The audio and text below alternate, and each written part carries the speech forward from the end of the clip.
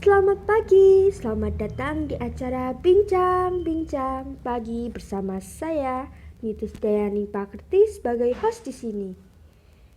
Ya, kali ini kita akan membahas pasar bebas Indonesia dengan Cina. Saya kedatangan bintang tamu yang sangat spesial.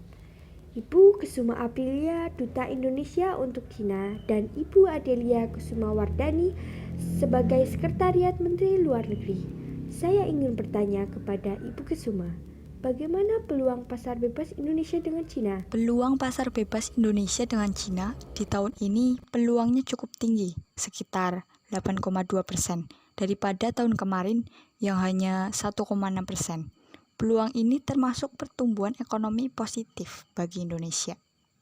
Selanjutnya, saya akan bertanya kepada Ibu Adel, apa manfaat dari pasar bebas untuk Indonesia? Manfaatnya itu sendiri bagi Indonesia seperti akses yang lebih luas ke pasar Cina bagi eksportir dari Indonesia, yang kemudian peluang ini dapat meningkatkan devisa negara dan juga dianggap mensejahterakan masyarakat Indonesia itu sendiri. Berikutnya, bagaimana pendapat Ibu Kusuma dengan mengoptimalkan barang dan jasa yang dapat memaksimalkan ekspor dan impor? Menurut saya, seharusnya Indonesia itu dapat mengoptimalkan potensi ekspor produk buatan Indonesia, dikarenakan Cina memberi kesempatan pada Indonesia untuk memasukkan berbagai macam produk asli Indonesia. Terakhir untuk Ibu Adel, apakah tantangan Indonesia dalam menghadapi pasar bebas? Indonesia memiliki tantangan di bidang ketenagakerjaan yang rata-rata ketenagakerjaannya memiliki tingkat pendidikan yang rendah, sehingga penggunaan teknologi menjadi kurang maksimal, sedangkan teknologi ini sangat berperan penting dalam pengembangan produk supaya menambah nilai jual. Baik, saya telah terhubung dengan reporter Lia Mais di Cina. Apakah yang dihasilkan dari pertemuan? Baik, terima kasih dengan Nitis di studio. Kembali dengan saya, Lia Mais. Pemerintah Republik Indonesia (RI) dengan Republik Rakyat Tiongkok (RRT) menyepakati kerjasama pada 8 bidang. Penandatanganan Nota Kesepahaman Bersama Memorandum of Understanding atau MOU dilaksanakan di Great Hall of the People oleh para pejabat Indonesia dan Tiongkok dan disaksikan oleh Presiden Joko Widodo dan Presiden Xi Jinping, Kamis 26 Maret 2015. Kunjungan kenegaraan tersebut diagendakan sebagai kunjungan penting kenegaraan mengingat Cina merupakan salah satu negara yang memiliki potensi kerjasama yang besar yang dapat meningkatkan ekonomi Indonesia maupun Asia.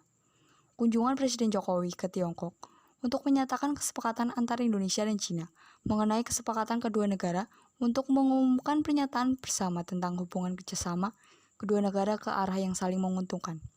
Sementara Presiden Jokowi mengatakan, konteks hubungan bilateral yang akan dijalin antara Indonesia dan Tiongkok, yaitu kedua pihak akan melakukan kerjasama pemberantasan korupsi, meningkatkan kesejahteraan dan kualitas hidup rakyat kedua negara.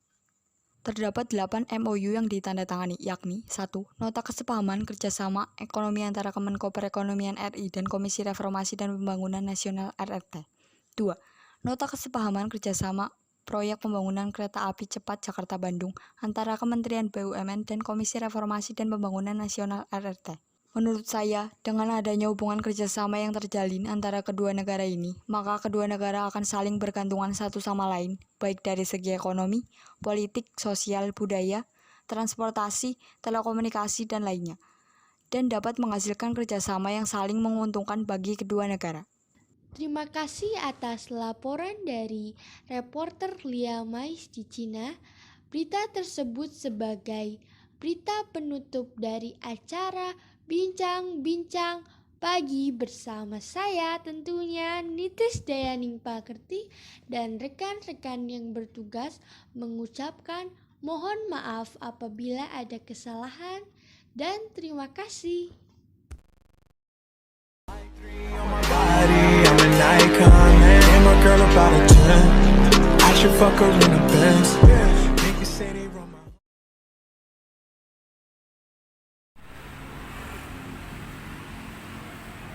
Selamat datang di acara saya Bincang-Bincang Pagi bersama saya Nitis Dayani Pakerti dengan tema Pasar Bebas.